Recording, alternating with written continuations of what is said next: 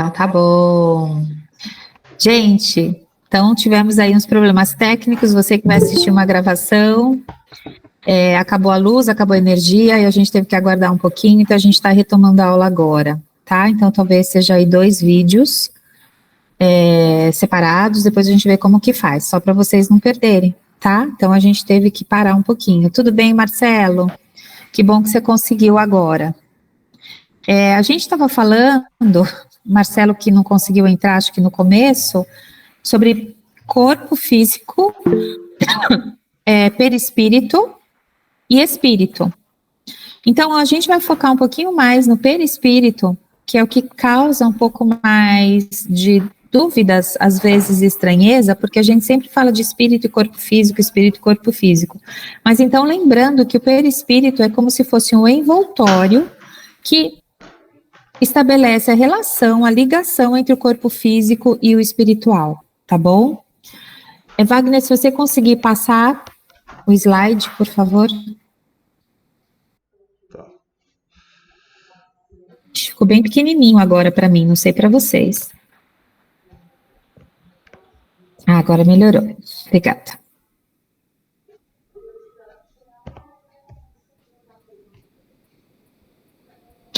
Os espíritos são criação de Deus e se acham submetidos à sua vontade. Mas, quanto ao modo e por que nos criou e em que momento fez, nada sabemos, que é como a gente já falou nas outras aulas. A gente não sabe quando, por que, nem como, né, os espíritos surgiram. Mas aí fala aqui, né, que os espíritos são a individualização do princípio inteligente, como os corpos são a individualização do princípio material. Então, nós já vimos que todos os corpos, nós temos cada um a sua característica física, individual, mas os espíritos também, eles têm as suas características, o seu princípio inteligente individualizados. Por isso, até que eles identificam, né, os que são diferentes de si, enfim, eles conseguem, assim como nós, percebemos a diferença entre um corpo e outro, entre uma pessoa e outra, os espíritos também, porque cada um tem a sua individualização. E aí, retomando, fala que a sua criação é constante, então, ou seja, os espíritos continuam a ser criados, assim como o universo continua, e por isso que nós chamamos ele de infinito. O espírito também, essa continuidade através desse princípio inteligente, ela também é constante. Então, assim, somos criados todos iguais, simples, ignorantes, com as mesmas possibilidades de evolução. Isso a gente falou um pouquinho na aula anterior, tá? Wagner, se você conseguir, por favor, passar.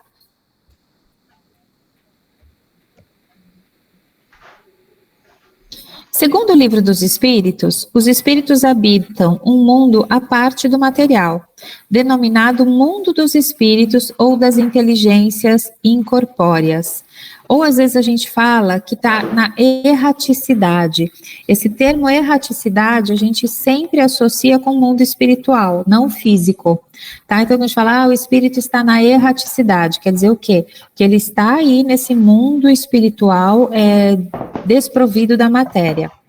E aí ele fala, né, que ele pré-existe, que o espírito sobrevive a tudo. Então, não há morte, ele não acaba, ele não deixa de existir. Eles se correlacionam, então o mundo material e o dos espíritos estão sempre se relacionando, pois um reage sobre o outro incessantemente. Então olha que bacana que traz aqui, né? Porque fala que existe essa comunicação dos dois lados. Então tanto o mundo espiritual interfere no mundo material, quanto o mundo material também interfere no mundo espiritual. Porque todos nós, a gente chama até de psicosfera, né? Então tanto os encarnados quanto os desencarnados, eles coabitam essa mesma psicosfera terrestre. E aí um vai interferindo no outro. Estão por toda parte e povoam infinitamente os espaços infinitos. Então, assim como nós vimos que também já foi falado, e no Evangelho também fala, as várias casas de meu pai, são os vários planetas, como a gente concebe hoje, os vários mundos, de acordo com a evolução e, né, e o estágio de que cada espírito se encontra.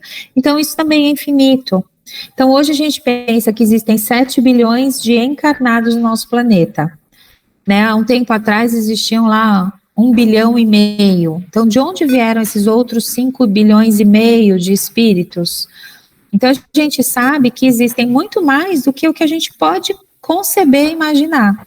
A gente consegue dar conta desses 7 bilhões de encarnados e que existe uma conta arredondada que para cada encarnado existem 7 desencarnados. A princípio, né? Mas isso é uma conta meio senso comum, nada que justifique, nada que comprove. Mas se a gente fosse pensar nisso, seriam quase 50 bilhões de espíritos desencarnados. Isso só no envoltório do planeta Terra. Tá? Então a gente consegue imaginar o quanto é isso realmente infinito. Pode passar, Wagner, por favor. É o tamanho da oportunidade que a gente tem de estar aqui encarnado, né? Sim, tamanho da oportunidade, porque se tem tanto disso tudo esperando para encarnar, né? Muitos deles continuam ao seu lado, observando e atuando sobre você, sem percebê-los. Nem todos, porém, vão a toda parte, por isso que há regiões interditadas aos menos adiantados. Então, quando a gente fala regiões interditadas, mesmo lá na colônia, no nosso lar, para quem já leu o livro ou assistiu o filme, que os que tinham uma vibração um pouco mais baixa, eles não teriam acesso. E mesmo na região mais umbralina, os espíritos de luz, quando adentram lá, as equipes de resgate, né, que vão resgatar os espíritos que já, entre aspas, estão prontos para serem resgatados, eles passam e não são, eles são invisíveis àqueles outros espíritos. Por quê? Porque a frequência deles está tão diferente que é como, vamos pensar igual frequência de rádio? Se eu coloco numa certa frequência, eu pego uma rádio. Se eu coloco no outro númerozinho, que é uma outra frequência, eu pego outra rádio, outra estação de rádio, né? Então, é como se fossem frequências diferentes que um realmente não está vendo o outro. Mas não é por isso que eles não deixam de existir. E aí, quando fala que continuam ao seu lado, a gente sabe que todos nós temos os nossos mentores, que no senso comum a gente chama de anjo da guarda.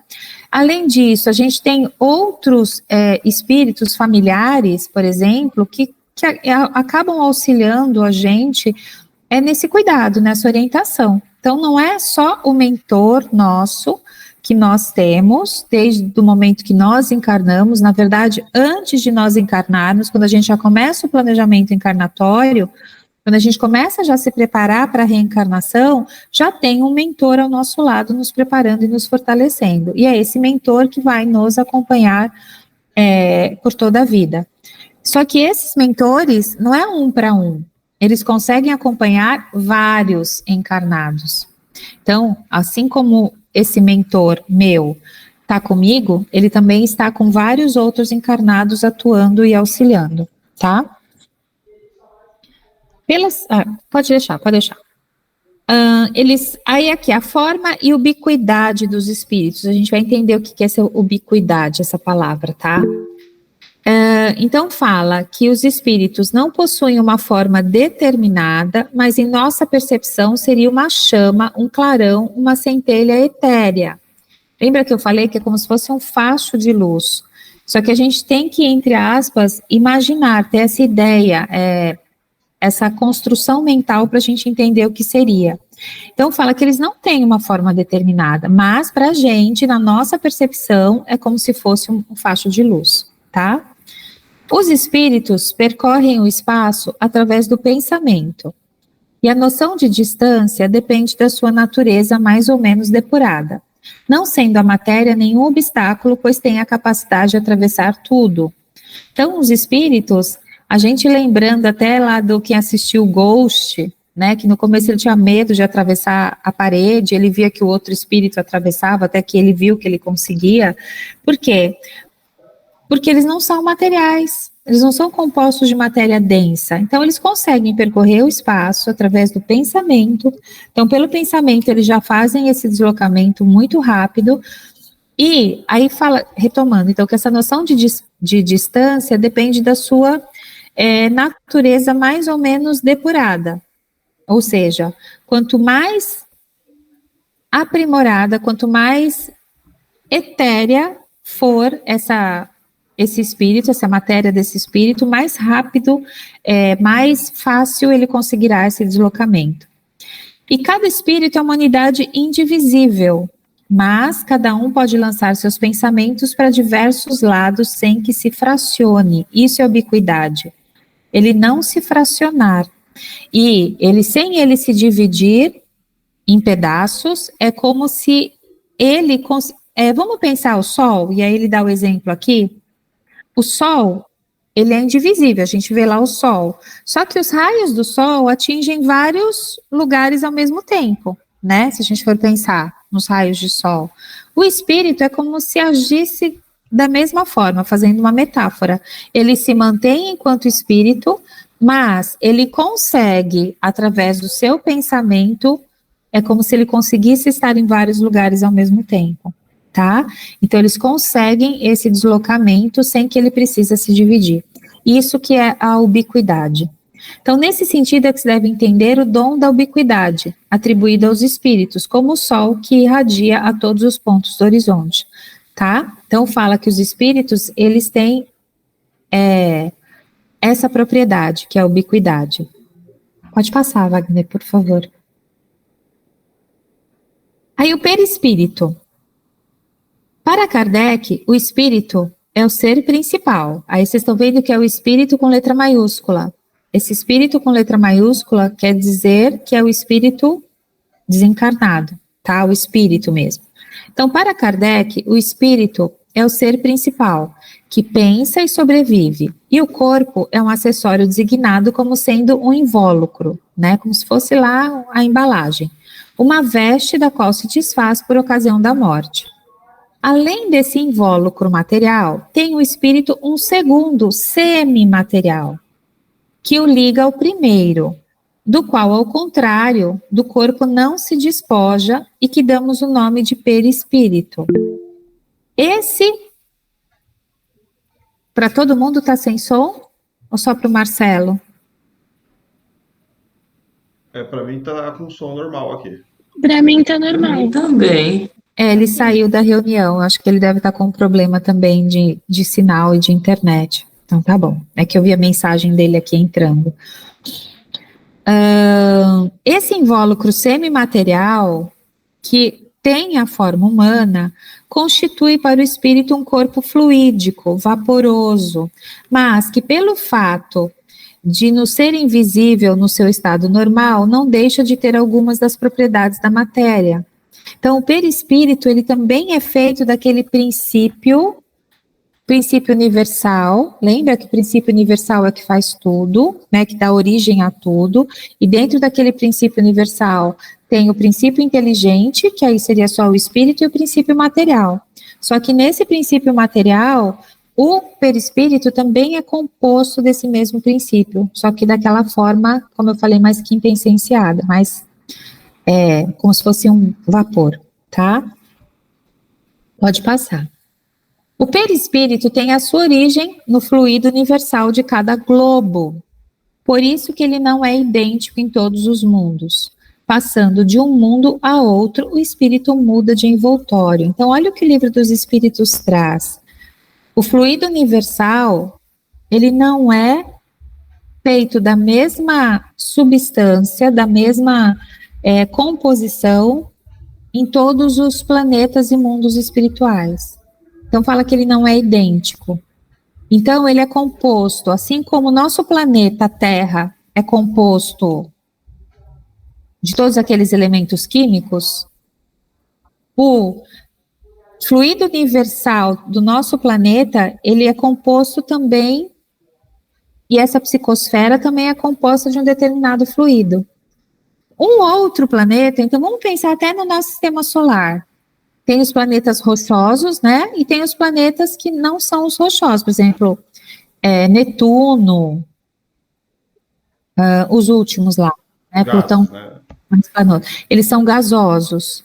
Então, a gente tem que pensar que a substância deles são outras e que provavelmente esse fluido também são outros e que espíritos que lá habitam, o perispírito deles também tem que estar de acordo com o planeta em que eles vivem.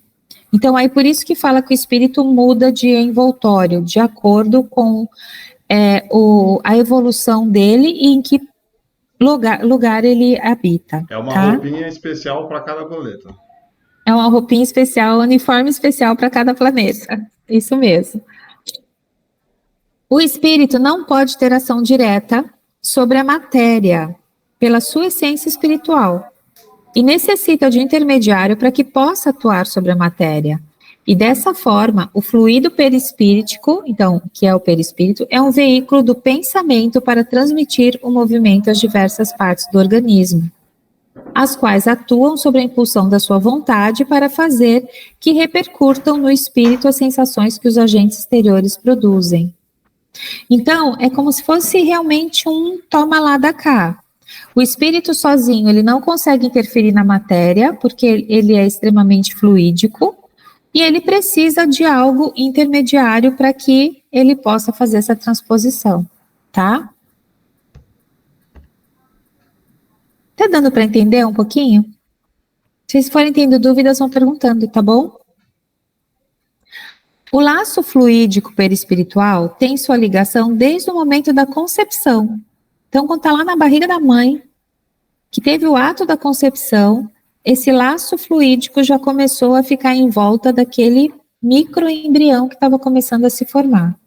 E esse laço fluídico, ele vai se unindo a molécula a molécula nesse corpinho em formação, se desfazendo da mesma maneira por ocasião do desenlace, do desencarne, separação, que às vezes é rápida, fácil, suave, insensível, ao passo que outras é lenta, laboriosa, horrivelmente penosa, conforme o estado moral do espírito.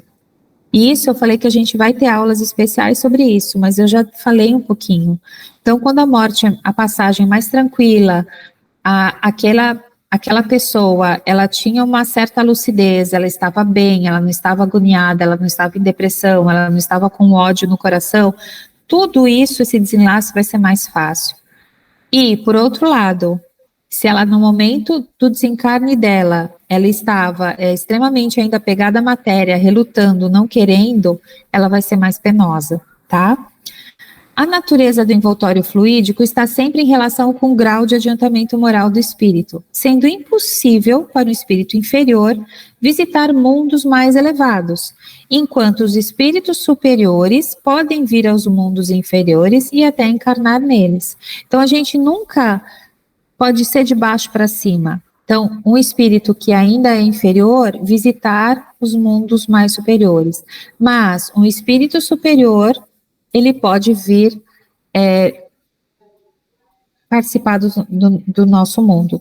O maior exemplo é Jesus, que é um espírito puro, né? Ele já está na categoria de espírito puro, perfeito, e ele teve que fazer todo um trabalho de ajuste perispiritual para que esse seu perispírito, que era extremamente luz também, que ele pudesse se tornar mais denso para que ele pudesse novamente pertencer a um corpo físico.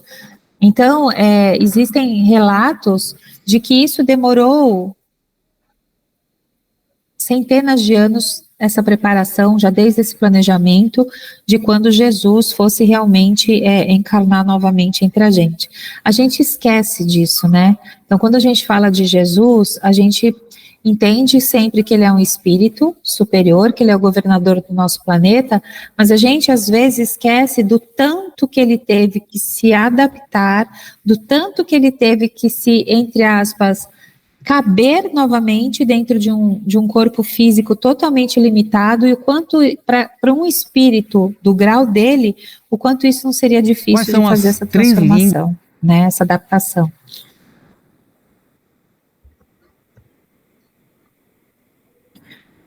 O envoltório perispíritico de um espírito se modifica com o progresso moral que se realiza em cada encarnação.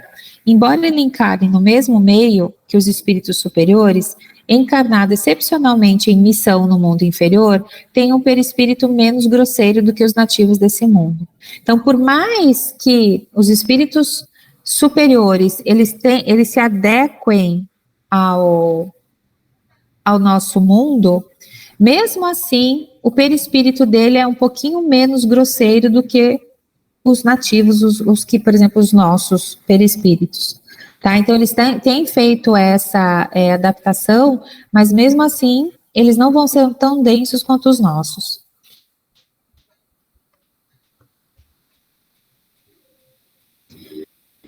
Outra propriedade do perispírito, que é a tangibilidade. O perispírito, ainda que invisível para nós no estado normal, não é por isso menos matéria etérea. Então, ele é feito de matéria, né, mas mais etérea. E ser tangível é isso, é ele ter um peso e uma forma.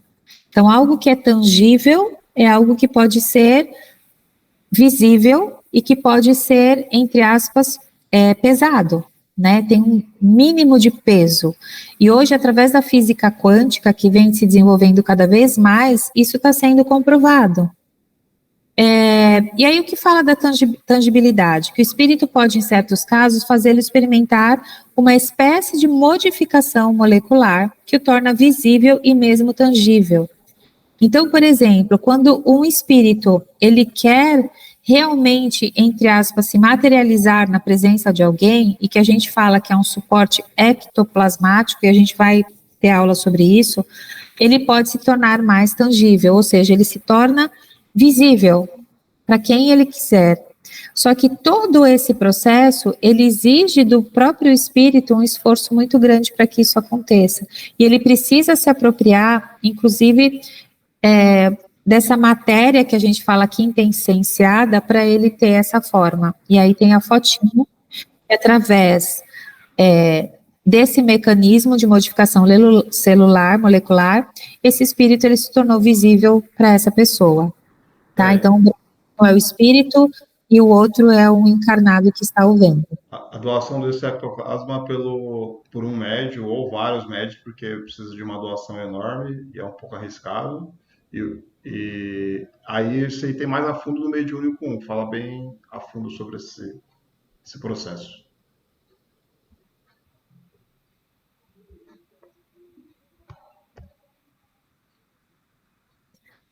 Outra característica, outra propriedade é a expansibilidade. O perispírito não fica preso aos limites do corpo. Muita gente chama de aura, tá? Então, no senso comum, a gente ouve muito falar da aura. Ah, porque eu estou enxergando a aura daquela pessoa, hoje a aura daquela pessoa, ela está muito radiante, nossa, a aura daquela pessoa está escura. Que, na verdade, são visões que os médiuns vão tendo do perispírito daquela pessoa e daquele espírito, né? Então fala que ele não fica preso no limite do corpo. A gente fala que essa expansibilidade, ela pode ser enorme. Quando, na verdade, a gente está fazendo uma forte vibração também para alguém, que a gente está altamente concentrado naquilo, é como se também o nosso perispírito, ele se expandisse até aquela pessoa a quem a gente quer enviar aquela vibração, e é como se aquela pessoa recebesse aquilo. É como se o perispírito nosso entrasse em contato com o perispírito daquela outra pessoa e ela conseguisse receber essas vibrações. Então fala que ele é expansível, ele tem essa expansão, principalmente quanto mais elevado for aquele espírito, maior a expansibilidade que ele consegue atingir e alcançar. Então ele irradia para o exterior e forma em torno do corpo uma espécie de atmosfera que o pensamento e a força da vontade podem dilatar mais ou menos. Então é o que eu acabei de falar, através da força do seu pensamento, quando você está extremamente concentrado numa vibração e você está fazendo aquilo com uma grande vontade, o seu perispírito pode se expandir. Como o desenho aí que está mostrando mais ou menos um pouquinho, tá? Para mim é que nem o Cosmo do Cavaleiro dos Zodíacos.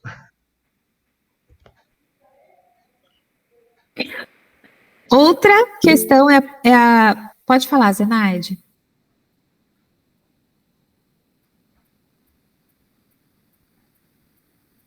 Você levantou a mão, mas a gente não está te escutando. Se você já está falando, eu não sei.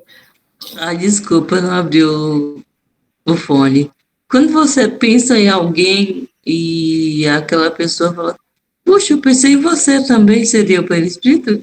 Sim. Quando a gente pensa, bacana. eu preciso ligar para fulano de tal, quero conversar, não sei o quê, e aí a pessoa te liga.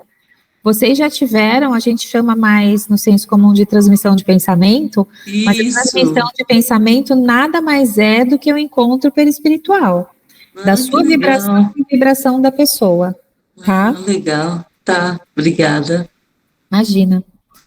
Então, a outra característica é essa penetrabilidade, que fala que o perispírito ele atravessa, então nenhuma matéria lhe opõe obstáculo, tanto que quando a gente fala desse pensamento para chegar até outra pessoa, imagina quantos obstáculos teriam no caminho, quantos prédios, quanto tudo, né? Se a pessoa está longe de você e você consegue, através do seu pensamento, chegar até ela. Então, a gente percebe que o perispírito, nesse sentido, ele atravessa tudo. Então, como a luz atravessa os corpos transparentes. Daí vem que não há como impedir que os espíritos entrem num recinto inteiramente fechado. Eu falo assim, eu vou fechar todas as janelas, todas as portas. Desculpa, não adianta.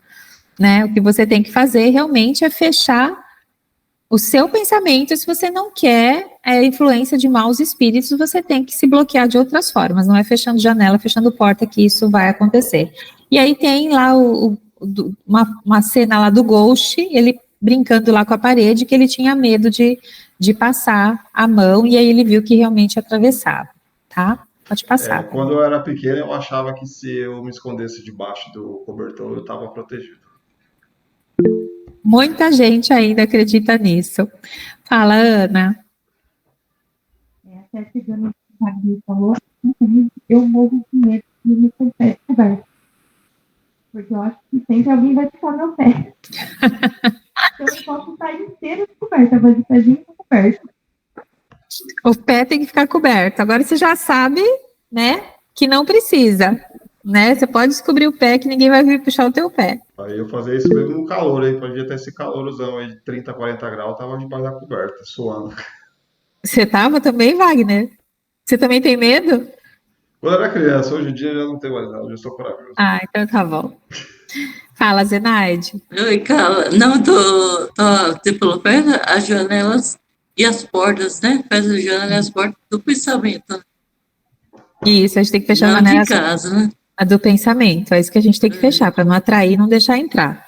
Então, a invisibilidade. Então, ele é invisível, né? Tendo isso como uma imensidão de fluidos que sabemos existir, mas que nunca vimos. Pode também, como alguns fluidos, sofrer modificações que o tornam perceptível à vista, quer por uma espécie de condensação, quer por uma mudança na disposição molecular. Pode mesmo adquirir as propriedades de um corpo sólido e tangível e retomar instantaneamente seu estado etéreo invisível, que é aquilo do ectoplasma que a gente viu. Esses diferentes estados do perispírito resultam da vontade do espírito e não de uma causa física exterior, tá? Então não é algo externo, algo físico que causa aquilo, mas a vontade do espírito de se manifestar daquela forma. Como o Wagner falou, é um processo difícil. Não é algo fácil. As sensações. Aí olha o que fala, que bacana. Fala que o perispírito é o órgão sensitivo do espírito. Porque o espírito, ele não tem olho, ele não tem nariz, ele não tem boca, ele não tem nenhum órgão sensitivo que nós, enquanto corpo físico, temos, certo? A gente percebe o mundo pelos nossos órgãos do sentido. O espírito percebe estas relações do mundo através do perispírito. Então, é como o perispírito fosse o órgão sensitivo. E, voltando para o senso comum, e agora vocês vão entender, quando a gente fala do sexto sentido, porque a gente tem 5 sentidos, né? É visão, audição, paladar, olfato e tato. Mas a gente fala do sexto sentido. O sexto sentido que a gente usa no nosso dia a dia, nosso linguajar, nada mais é do que o perispírito.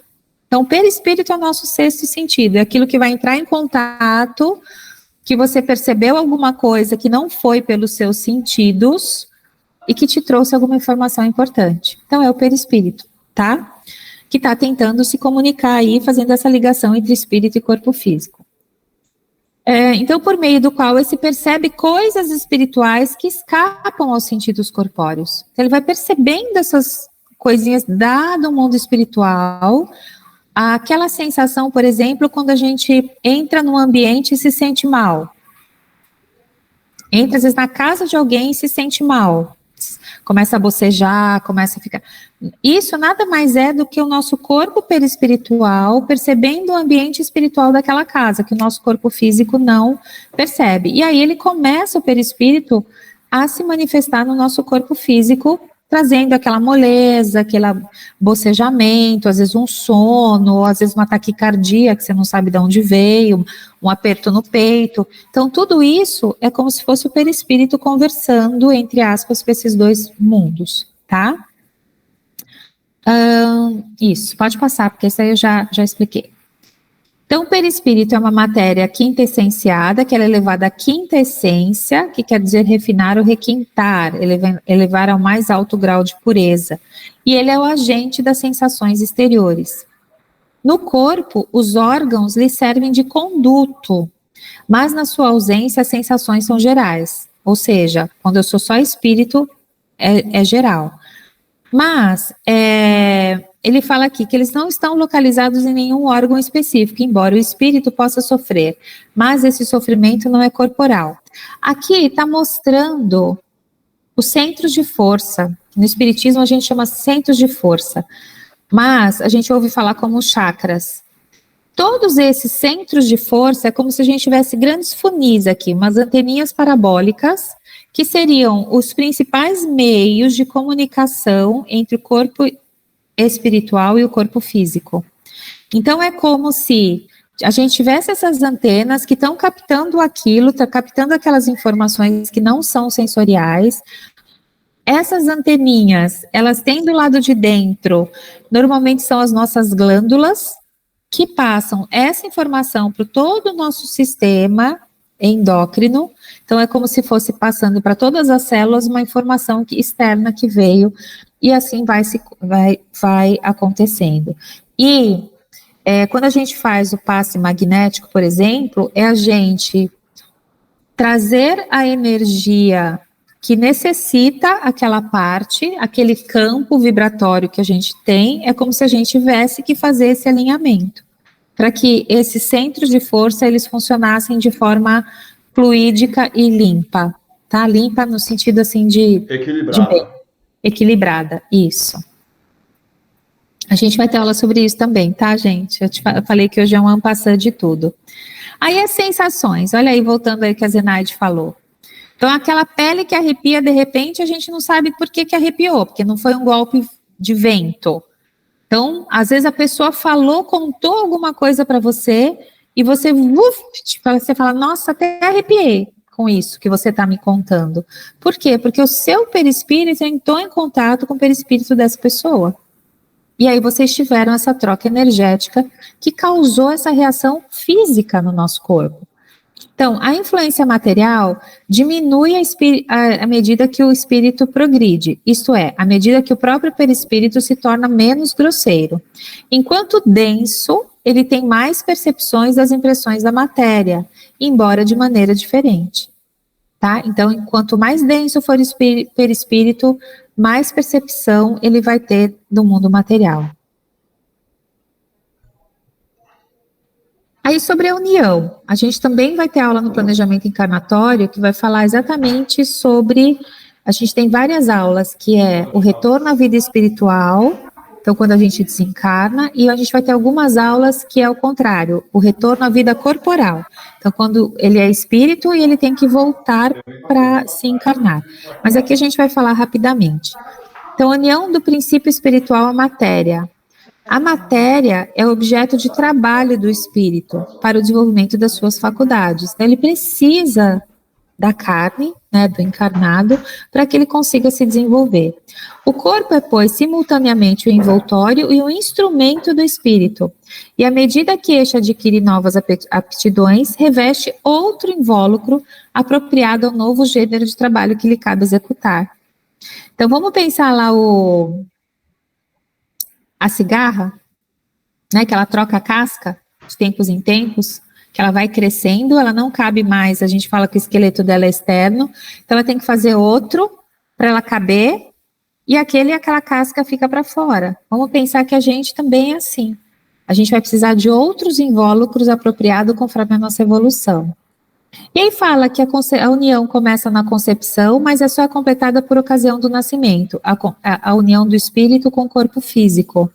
Por quê, gente? Quando a gente fala que dois corpos não habitam o mesmo espaço, uma lei de física, essa também é uma lei espiritual. Dois espíritos não habitam o mesmo corpo.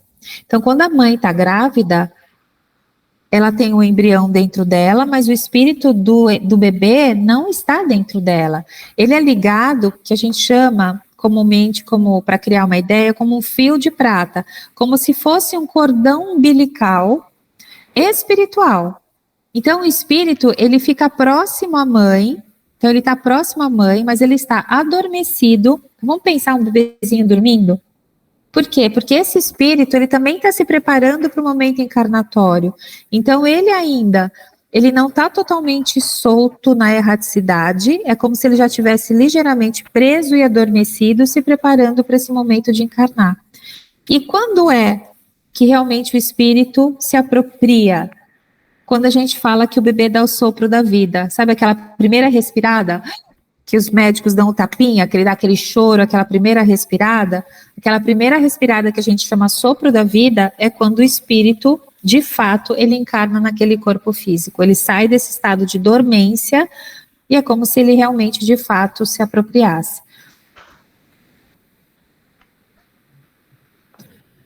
Um dos conceitos equivocados de alguns livros espíritas é que a memória do espírito fica no perispírito. O perispírito é apenas o veículo de manifestação do espírito, ou seja, o corpo espiritual. Assim como o corpo humano, que não pensa, não raciocina, e que as memórias e o patrimônio intelectual adquirido das várias existências corpóreas do espírito não estão no corpo físico. Da mesma maneira, ocorre com o perispírito, que é apenas um corpo de manifestação, então como se fosse um correio, de leve trás. Ele é um corpo de manifestação do espírito no mundo espiritual, mais etéreo do que o corpo físico, mas ainda um corpo revestido de matéria. Então, tem muita gente que acha que a memória, ela está no corpo perispiritual, mas não está. Porque imagina que quando ele vai evoluindo e ele tem que trocar, igual da cigarra, esse corpo perispiritual. Aí ele vai esquecer tudo que ele viveu? Não, gente, tudo isso fica realmente no espírito. Aqui ficam gravadas as impressões. E aí a gente vai vendo que essas impressões ficam gravadas nesse perispírito e que, portanto, quando a gente vê no nosso lar, que o André Luiz fala, que tem que refazer o perispírito, o campo perispiritual, porque ele sofreu... ou bebeu demais e está todo deteriorado, fumou demais e está... Quando ele tem que refazer, é como se ele tivesse que limpar esse perispírito, porque as impressões ficaram gravadas nele, né? Mas isso não é a memória de fato está dentro do espírito.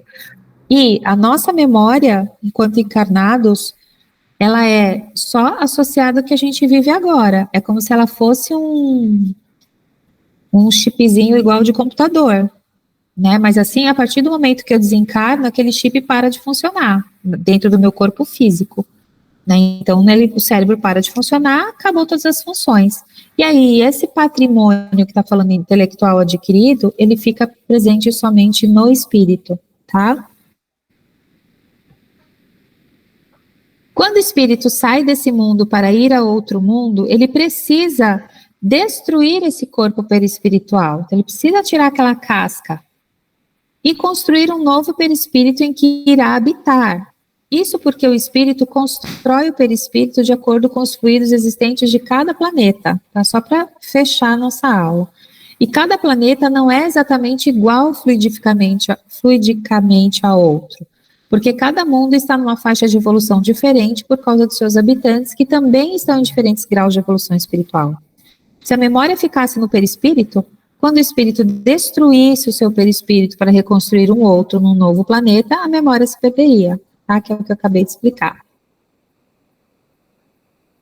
O que a doutrina espírita nos diz é que o pensamento, a vontade, as memórias, os conhecimentos adquiridos, a moral estão no próprio espírito. E o perispírito apenas reflete o pensamento do espírito. Todos os espíritos possuirão eternamente um perispírito. É a forma, mesmo os espíritos puros, pois, como foi dito, o perispírito é a forma de manifestação do espírito também no mundo dos espíritos. Mesmo que o espírito seja perfeito, ou seja, puro, ele possuirá um perispírito, que será muito mais etéreo do que um espírito que ainda não chegou na perfeição. É o caso de Jesus que eu dei como exemplo. Tá? Gente, isso então, assim, é uma pincelada, né, do perispírito, corpo espiritual, corpo material e corpo perispiritual. Quem quiser saber mais e aprofundar mais, vale a pena ir assistindo aqueles vídeos que eu coloquei no documento lá do Word, para vocês irem assistindo, que ele vai explicando, e é uma série que é o estudo desse livro. Então, é como se o cara estivesse mostrando partes desse livro, que é sobre o perispírito, e ele vai fazendo aquele estudo daquilo do que o livro está trazendo, tá? Então, é uma importante para quem quiser saber um pouquinho mais. Gente, a gente vai avançar um pouquinho hoje no horário, para que a gente consiga concluir a aula, porque a gente teve esse tempo aí de paradinha, tá bom? A gente pede aí a paciência um pouquinho de vocês hoje.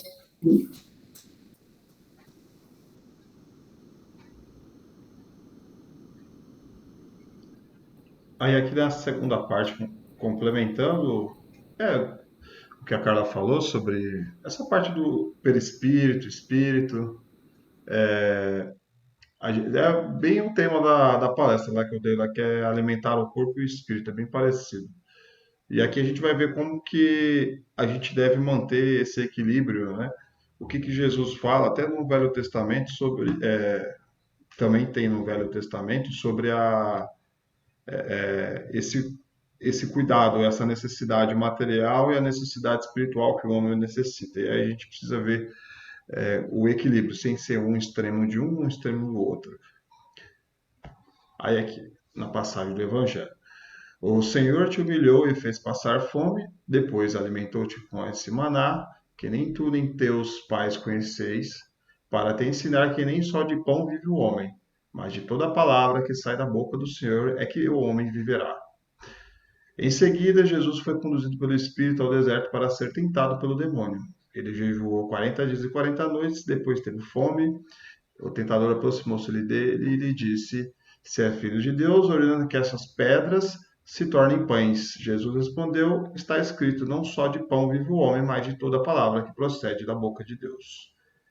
Então, aqui, nessa passagem, nessa parte que Jesus estava lá, nesses 40 dias, lá passando necessidades materiais, ele deixou claro nesse ensinamento, nessa palavra, de que a gente está aqui na Terra realmente com essas necessidades carnais, materiais, mas também o homem não se alimenta só disso, tem o alimento espiritual, o alimento intelectual, o alimento moral, coisas que não são tangíveis, não são materiais. Então, é um pouco do que Jesus quis dizer aqui nessa passagem também. Nessa passagem, cuja referência é citada por Moisés no Antigo Testamento, Jesus lembra que, embora tenhamos necessidades materiais, não devemos esquecer que temos obrigações espirituais e, neste sentido, podemos cuidar do nosso corpo físico sem sucumbir às tentações da matéria. Orienta o Espírito Emmanuel. Apliquemos o sublime conceito no imenso campo do mundo. Bom gosto, harmonia, dignidade na vida exterior constitui dever, mas não nos esqueçamos da pureza, da elevação dos recursos sublimes da vida interior, quando nos dirigimos para a eternidade. Aí é a fonte viva. Então, nada mais é do que aqui está puxando, né? Depois a gente vai falar do outro lado, mas deste lado a gente está falando das pessoas que são muito apegadas à matéria, apegadas a coisas do mundo, desde a alimentação, apegado aos vícios que nós temos aqui na Terra, e a gente se esquece de alimentar o nosso espírito com uma oração, né? Quantas vezes a gente já não passou tanta dificuldade, tanto problema, e a gente esquece de fazer, às vezes, de fazer uma oração, de nos conectar, que existe um plano espiritual junto com a gente e que a gente pode chamar ele a qualquer momento.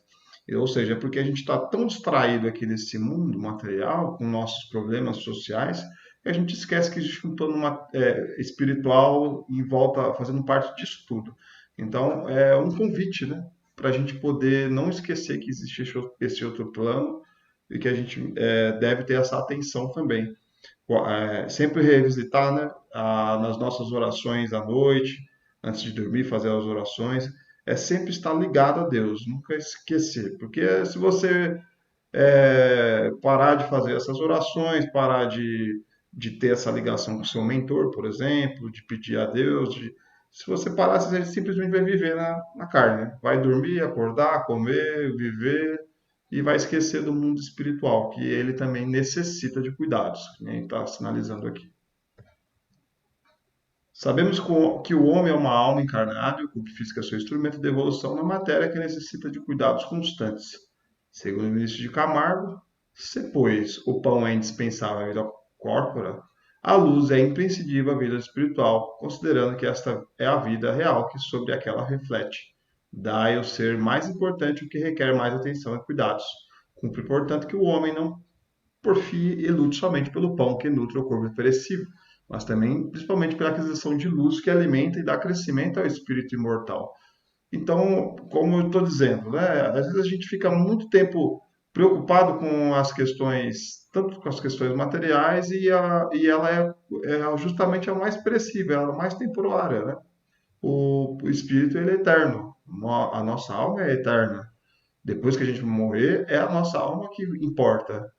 O nosso corpo vai, né, se desintegrar, e aí o que vai ficar é o que a gente fez para o nosso espírito, seja na forma intelectual, moral, como eu disse, e esse tempo que a gente tentou agregar. A gente está aqui lendo o Evangelho, tendo essas reflexões, tendo essa aula, a aula da Carla, e isso a gente está alimentando o nosso espírito, porque quando a gente desencarnar, a gente já vai ter essa consciência de que existe um plano espiritual, que existe um envoltório, o que é perispírito, todas essas informações, elas são eternas, elas são relevantes para a gente depois que a gente desencarnar.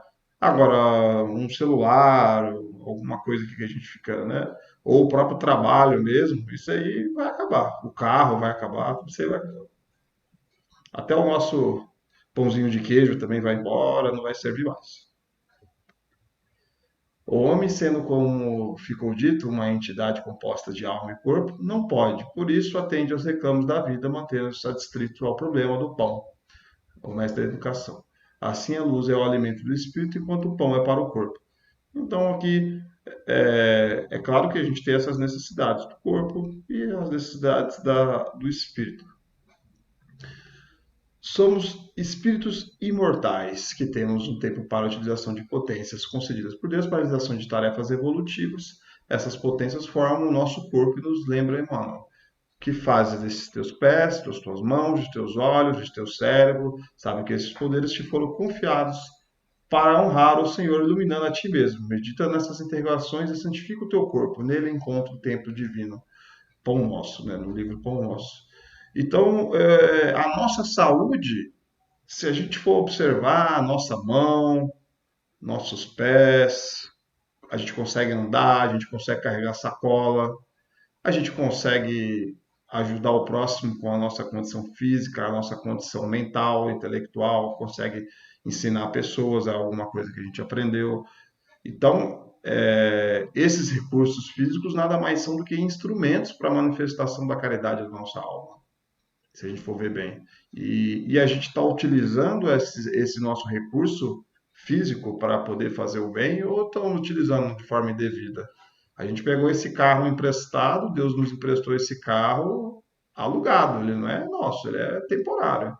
E você não vai devolver esse carro, você vai usar ele para coisas edificantes, é claro, e você não vai deixar ele todo sujo, vai ficar arranhando, batendo nele. Então, esse corpo aqui precisa ser cuidado e precisa ser utilizado com uma função útil para a nossa evolução. É um instrumento para a evolução, nada mais. Às vezes a gente fica pegado ao nosso corpo, mas daqui a pouco fica tranquilo que não vai durar muito tempo. No meio de toda a nossa encarnação é muito pouco tempo, né? Para o nosso espírito, né? Tal a ligação que existe entre o campo físico e espiritual que muitas impressões registradas no perispírito trazem reflexo no invólucro carnal. Por exemplo, nos lembra Emmanuel, as enfermidades congênitas nada mais são do que reflexos de posições infelizes em que nos conduzimos no pretérito próximo, reclamando-nos das internações da esfera física, às vezes por prazo curto, para tratamento da desarmonia interior, a que fomos comprometidos. Então, pessoas falam desse castigo, do karma é um pouco polêmico falar isso logo agora parece uma coisa um pouco injusta, né? Se a gente for observar dessa forma, mas tudo tem o seu porquê, tem sua explicação muito profunda e tem a permissão de Deus.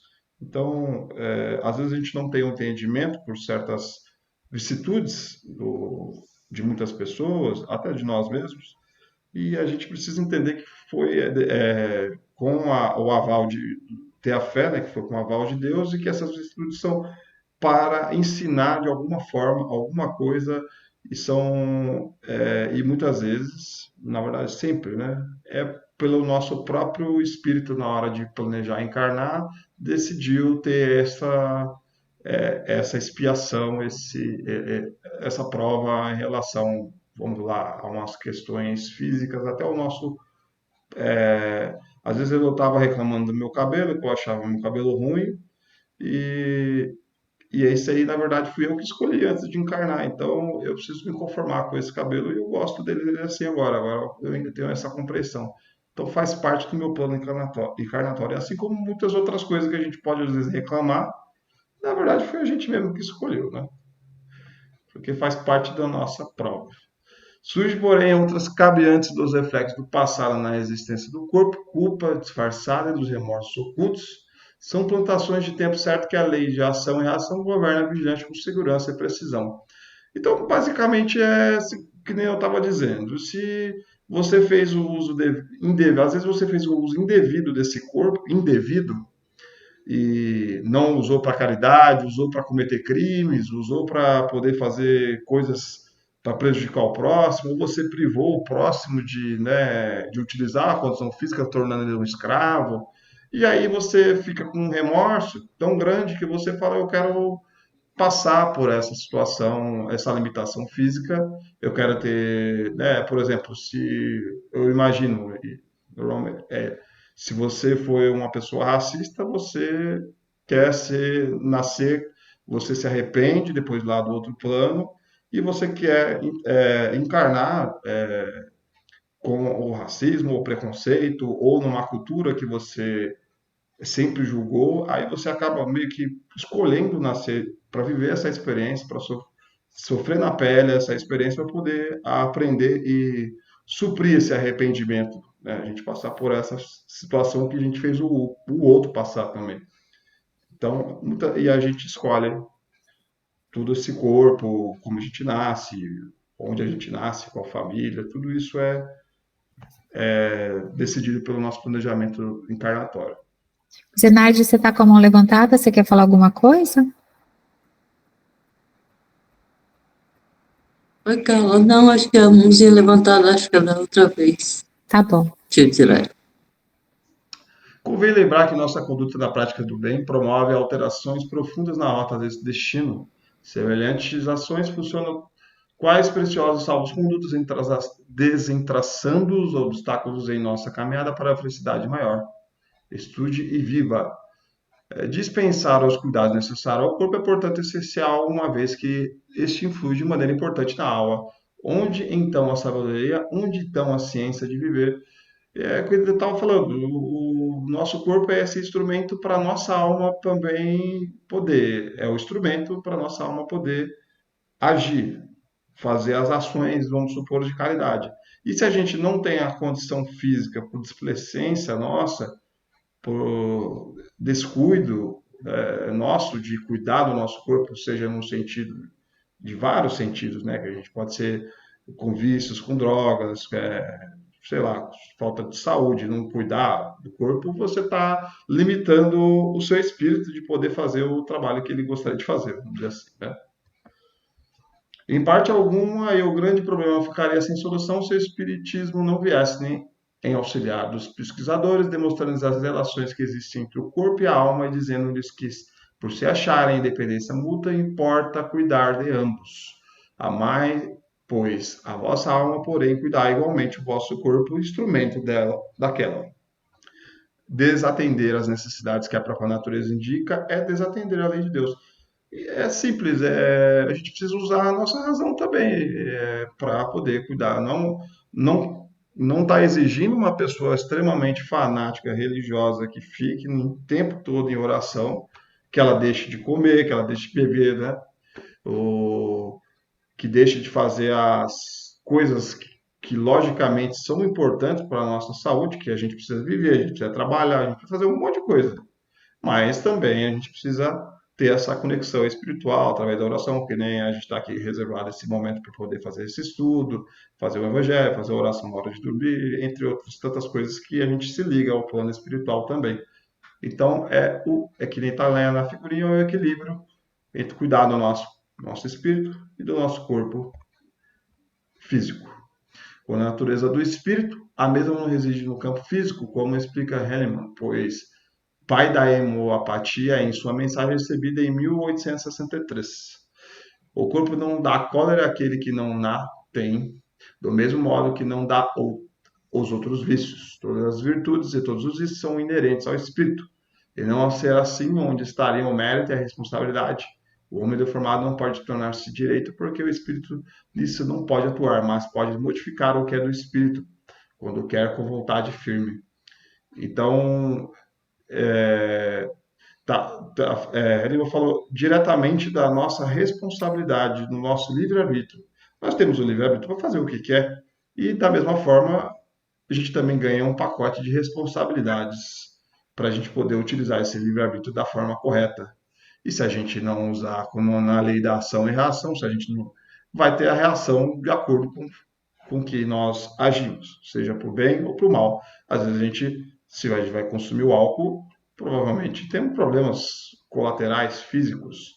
Se nós temos problemas também espirituais, no sentido de ódio, de rancor, de mágoa, isso é mental, né? Algo espiritual, ela vai ter consequências também no nosso plano físico. A gente vai ver muito isso lá nas aulas futuras, principalmente em relação, falando sobre doenças, né? Os passes, tudo que é as consequências que é do nosso pensamento que traz para o nosso corpo físico. Então é uma aula bem completa, bem complexa também, bem legal, e explica bastante coisas que a gente às vezes sente, aquela coisa no estômago ou alguma dor de cabeça, tudo tem uma relação mental, espiritual que a gente vai acabar descobrindo aí aos poucos também, né? É basicamente isso. Eu acho que o que é importante vocês saberem é que toda doença que se manifesta no corpo físico nosso, ela primeiro se manifestou no espírito. Toda, sem exceção. Doenças físicas, doenças mentais, psicológicas, né, psicossomáticas, como a gente diz, todas elas se manifestaram primeiro no espírito. Então, um espírito doente impressiona esse perispírito, causa impressão nesse perispírito, que com o tempo é passado para o corpo físico. Aí você fala, mas até uma gripe, até uma catapora? Sim, até uma gripe e uma catapora, porque quantos de nós somos expostos ao mesmo vírus da gripe e da catapora e não pegamos? E outros pegam. Então, o que será que aconteceu naquele momento, naquela frequência, a minha frequência vibratória, como que ela estava, que atrapalhou o meu sistema imunológico, que enfraqueceu o meu sistema imunológico, que fez com que eu contraísse aquele vírus. Então, isso a doutrina vai nos trazendo, quanto é importante, como o Wagner falou de cuidar do corpo físico, mas principalmente cuidar da alma, é cuidar dos nossos pensamentos. E a ciência já vem comprovando cada vez mais isso, que pessoas extremamente depressivas ou com outras questões aí psicológicas, o quão mais doentes fisicamente elas ficam. Então, eles já estão comprovando cientificamente o que o espiritismo já trazia. É que eles não chamam de que é do espírito, eles falam doenças psicossomáticas, ou seja, você está somatizando, você está transformando em matéria, né, incorporando aquela doença que começou no psicológico. O que seria esse psicológico? Nosso emocional, seria o nosso campo perispiritual e espiritual. Tá? Então, sempre quando vocês lembrarem, quando a gente fala numa casa espírita, que o tratamento espírita, ele não exclui o tratamento médico, isso a gente deixa bem claro para qualquer assistido da casa. Então, assim, você está doente, você vai procurar ajuda espiritual, necessita, mas você precisa também da ajuda médica. Por quê? Porque já ficou doente o corpo físico. Então, o corpo físico é como se fosse a reação, né, onde vai se manifestar a doença. Então, a gente tem que trabalhar o tratamento espiritual, tratar esse espírito, porque senão o tratamento médico, ele também vai ser o que a gente brinca, pôr band-aid numa hemorragia. Então, você quer curar uma hemorragia com band-aid? Não vai curar. Né? Então, se a gente não vai trabalhando também a parte física, por isso que a gente fala, é importante os cursos, é importante vocês irem desenvolvendo esse autoconhecimento, é importante estudar, porque quanto mais estudo vocês tiverem, melhor vai ser o autoconhecimento de vocês e melhor vai ser a escolha de vocês, que vai fazer com que vocês adoeçam menos. Então, essas pessoas são super positivas, né? Que estão sempre de bem com a vida. Pode reparar que raramente elas ficam doentes. Por quê? Porque o espírito dela está saudável. Então, é isso que a gente tem que lembrar de sempre, a gente pode ir observando as pessoas e aprendendo com o movimento que as pessoas fazem, e aí a gente também tomar nossas decisões. Tá? Então, acho que isso que é assim, uma coisa bem bacana, como o Wagner falou, quando forem fazer o curso de passes, vocês vão ter muitas aulas sobre isso, né? Porque como que o passe ajuda, né, nesse sentido? O passe vai ajudando perispiritualmente fazer essa reorganização perispiritual. Só que se o espírito continua detonando aquilo, tomou o passe, 2 dias depois tá ruim, saiu da casa espírita já tá ruim. Se a gente não trabalhar realmente aí a nossa melhora espiritual, tá bom? Acho que é isso, né, Wagner? Isso aí. Gente, obrigada, e desculpa aí o atraso, mais uma vez, da aula, do término da aula, mas foram esses minutinhos que a gente teve que ficar esperando por causa da luz, da energia, e a gente não quis dar seguimento, principalmente sabendo que tinham muitos de vocês tentando entrar, tentando se virar e participar da aula novamente, tá bom? Então, agradeço aí a paciência de vocês por ficarem conosco aí até o fim. Não desistirem. Obrigado. Desejar boa noite aí para vocês, tá bom? Ficar gravada a aula mesmo. Eu vou dar uma editada ainda, mas vou subir logo mais. Certo. Aí a gente faz um encerramento, então, Wagner, oração final. Tá certo. Vamos agradecer a Deus por estarmos aqui até o final, fazendo essa reflexão dos ensinamentos que o Evangelho, que o Espiritismo nos traz para a compreensão das vicissitudes da nossa vida, que possamos reenergizar em nossa mente e no nosso coração, que possamos iluminar em todas as nossas casas, cada um dos nossos cômodos, reequilibrando uma luz bem forte que ilumina a nossa casa e reequilibra, levando muita paz, amparo e amor, equilibrando nossos animaizinhos, os nossos familiares, a todos os integrantes da nossa casa, e que possamos ter um final de semana maravilhoso, de muita paz e harmonia, e que Deus nos abençoe. Muito obrigado pela paciência, pela presença de todos. Boa noite. Pai nosso que estais no céu, santificado seja o vosso nome. Venha a nós o vosso reino. Seja feita a vossa vontade, assim na terra como no céu. O pão nosso de cada dia nos dai hoje. Perdoai as nossas dívidas, assim como nós perdoamos aos nossos devedores. E não nos deixeis cair em tentações, mas livrai, Senhor, de todos os males, que assim seja. Salve Jesus e graças a Deus.